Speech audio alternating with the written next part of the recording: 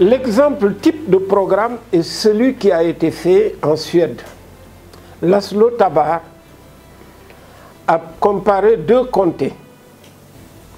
Dans un des comtés, il a convoqué toutes les femmes qui avaient plus de 50 ans. Il leur a fait une mammographie. Celles qui ne reviennent, et il l'a fait tous les ans, pendant plus de 10 ans. Celles qui ne venaient pas, il les reconvoquait et il les convoquait. Et il a comparé ce comté-là à un autre comté qu'il a laissé faire ce qu'on appelle le dépistage opportuniste, au bon vouloir du malade et des médecins. Malheureusement, on s'est rendu compte que dans la comté où on faisait le dépistage, les décès par cancer du sein sont tombés de moins de 30%. On a diminué les décès par cancer du sein de 30%. Ça, c'était la première preuve que le dépistage organisé et centralisé permettait de diminuer la mortalité et donc était efficace.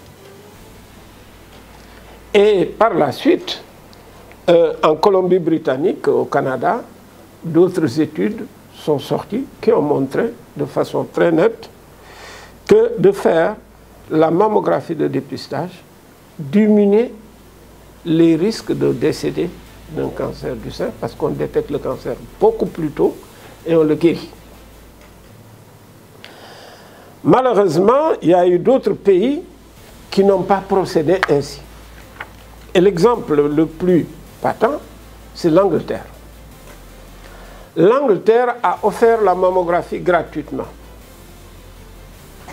Malheureusement, pendant 10 ans, les nombres de cancers invasifs n'ont pas diminué. Et qu'est-ce qu'ils ont fait?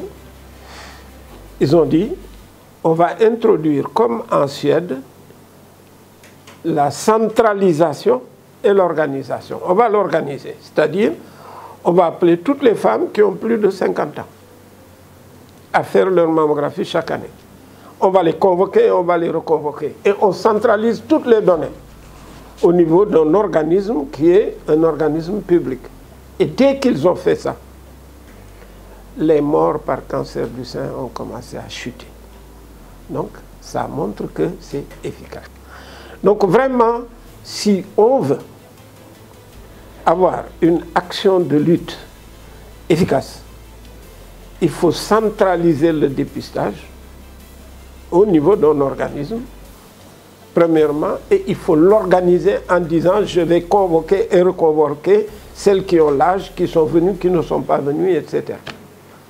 Il n'y a que comme cela que l'on peut diminuer les morts par cancer du sein.